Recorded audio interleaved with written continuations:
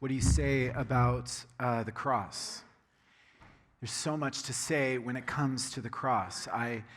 Some of my earliest memories thinking about the cross involve sitting in the back seat of my grandfather's Oldsmobile in Oklahoma. And he was in the front seat. He was a large man. We called him Big Daddy, 6'7", 250 pounds. He's my grandpa. And he had this deep bass voice. And he would sing this song that many of you know, on a hill far away stood an old rugged cross. And he would sing with this just like deep voice, on a hill far away stood an old rugged cross. And ever since I was a little kid, I've thought about the old rugged cross, this cross that in many ways represents suffering and shame, but it's the center. It's the center of Christian worship and life. This is the moment when our King was crowned, he was crucified, he died for us, and there's too much to say about the cross. Like, one of the frustrations with a message on the cross is that it will not do justice. Like, my words this morning will not do justice to the incredible complexity and beauty and power of the cross of Christ. You just cannot explain it all. It takes a lifetime to continue to see, to look, to gaze upon the old rugged cross and to take in its majesty and beauty and life-changing power. This morning, I was just reflecting on, in many ways, how the message of the cross seems like foolishness. I was reading the Apostle Paul, who says, Jews look for signs and Greeks look for wisdom, but we preach Christ crucified, which really is a stumbling block to many. It's like, how? How is this form of execution something you wear around your neck? Why? Like, why is the cross the center and the pinnacle of the love of God for the world? And so I'm just going to offer just a few minutes, just short few minutes, explaining just one small, it's big, it's massive, it's beautiful, but just it's one incredible gift that we see in Jesus at the cross, and it's the gift of his sacrifice. I want to talk about the word sacrifice. I've been reading a book called Surrender, and it's Bono, the lead singer of U2. It's his memoirs, his autobiography. And he tells a story in the middle of the book about 1987. On December 20th, 1987, U2 was going to play a show at Sun Devil Stadium in Arizona. Bono had been having a public disagreement with the governor of Arizona, as you do if you're a rock star. You just get into a spat with the governor. But it was about Martin Luther King Jr. Day. And this day set aside in America to remember the pacifism and justice of Martin Luther King Jr. Well, the governor of Arizona didn't want to celebrate it in Arizona. And so Bono was openly critical of the governor. And Bono received a death threat from someone in Arizona that if they came and they played their show on December 20th, Bono would be shot, specifically if he sung the song Pride in the Name of Love, which is about Martin Luther King Jr. Specifically the third verse. They said, he won't make it through the third verse. He'll be shot. And so the FBI came to U2 and said, do you still want to play the show? And they said, yes. And so what they did is they confiscated weapons from people who were coming into the stadium, which in Arizona is no small feat. And so they confiscated many weapons as they could, and then the show went on. And Bono felt very confident as they opened up with this, as they played the song Pride in the Name of Love. But on that verse, on that third verse, he said he started to feel quite weak, and he kind of fell to his knees, and he closed his eyes, and he didn't know if he would be alive by the end of that verse, because of course with 55,000 people, someone could have snuck in a gun. Would he be shot? Well, at the end of the verse, Bono opens his eyes, and he says this about his experience. Bono said, quote, I looked up at the end of the verse, and I clearly wasn't dead. But not only that, Adam Clayton was standing in front of me. Some of you know Adam. He's the bass player. He stood between Bono and any bullet that was going to head his direction. Sacrifice. Someone stands between us and the pain, the death, the sadness, all of it that was coming our way. Someone stands between you and all of that evil, that sin. Someone came and stood, or I should say hung, between you and death. You see, 700 years before Jesus, a prophecy was given about a servant who would lay his life down for God's people. We read this: "Surely he took up our pain and bore our suffering, yet we considered him punished by God, stricken by him and afflicted. But he was pierced for our transgressions. He was crushed for our iniquities.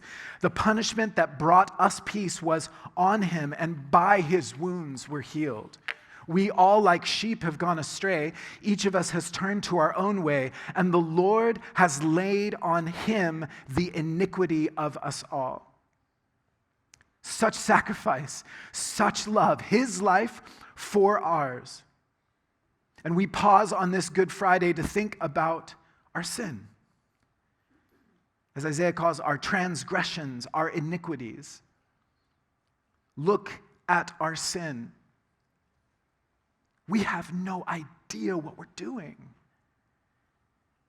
Our greed, our pride, our self-centeredness, our lust, our manipulation, our narcissism, our complacency, our failure to love, our apathy, our anger, our bitterness, our stubbornness, our jealousy, our hatred, and all of our self-hatred. We have no idea what we're doing to ourselves, to others. And listen to the very moment that Jesus was crucified 2,000 years ago. When they came to the place called the skull, they crucified him there along with the criminals, one on his right, the other on his left. Jesus said, "Father, forgive them, for they do not know what they're doing."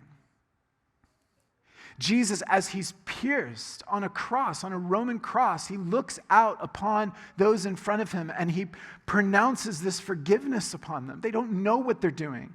And yes, as the empire drove nails in his own body, he prays for them.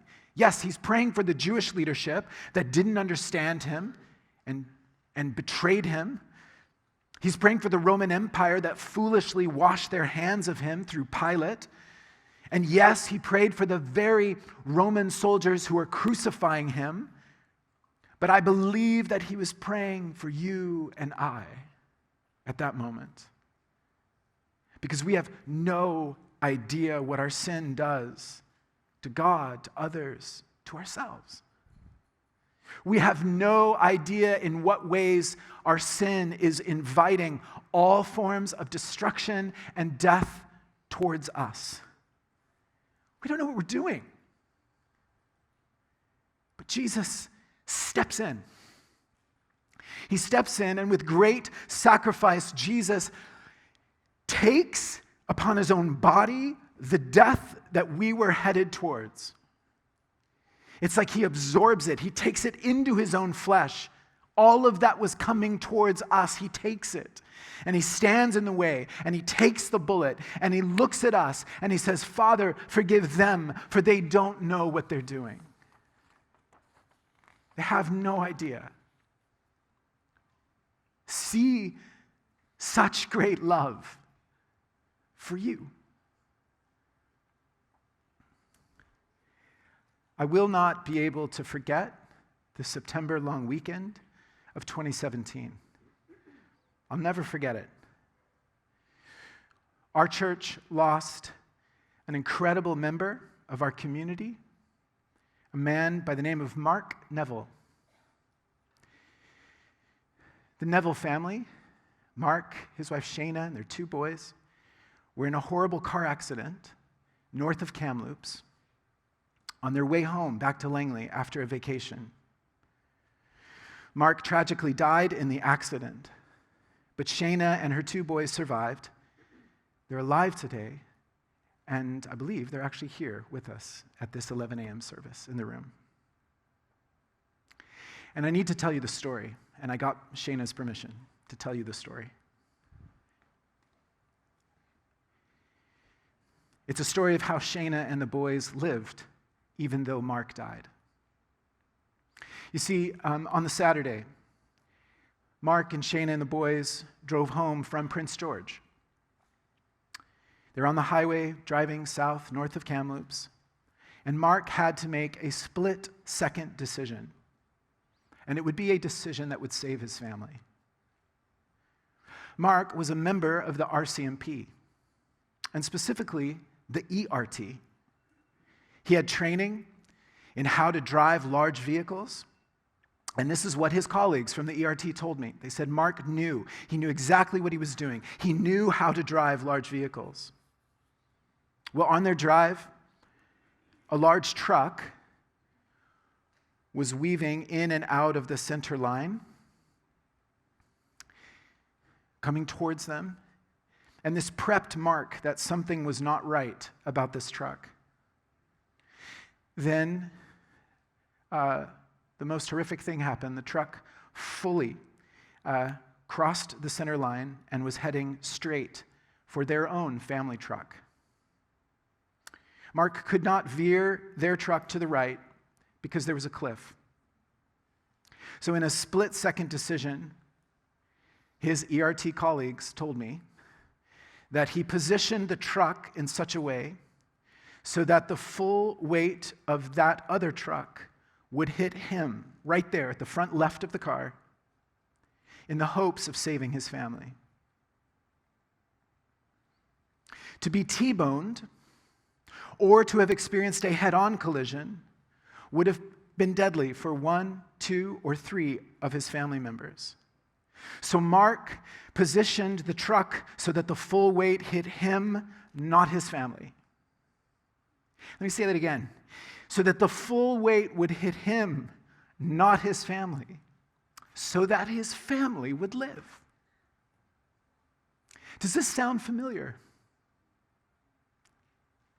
We call it the gospel. It's good news. And to the Neville family, Mark, you need to know Mark lived the gospel in his final seconds of his life. And for the last 6 years, this story has been a powerful picture to me of the cross of Jesus. Jesus positioned himself on the cross in order to take the full weight of the evil, the darkness, the injustice, the pain, so that we, his family, would live. So that we would survive. All of the weight of the evil, the sin, the darkness, the injustice was heading straight for us, headed straight for you. And Jesus puts himself in the way and gives up his own life. He sacrifices his own life. He lays his own life down for you because he loves you so that you would live. So that you would live. He was pierced for our transgressions. He was crushed for our iniquities. The punishment that brought us peace was on him, and by his wounds we're healed. And through that sacrifice, God was reconciling the world to himself. Jesus takes the bullet. Jesus takes the full impact.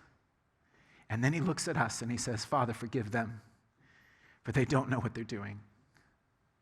And on this day, my friends, would you remember that you have been cleansed of sin, that you have given an opportunity to have life and life to the full, that you are so deeply loved. You are the family that God has rescued. So would you come with thankfulness today? Would you be thankful this morning?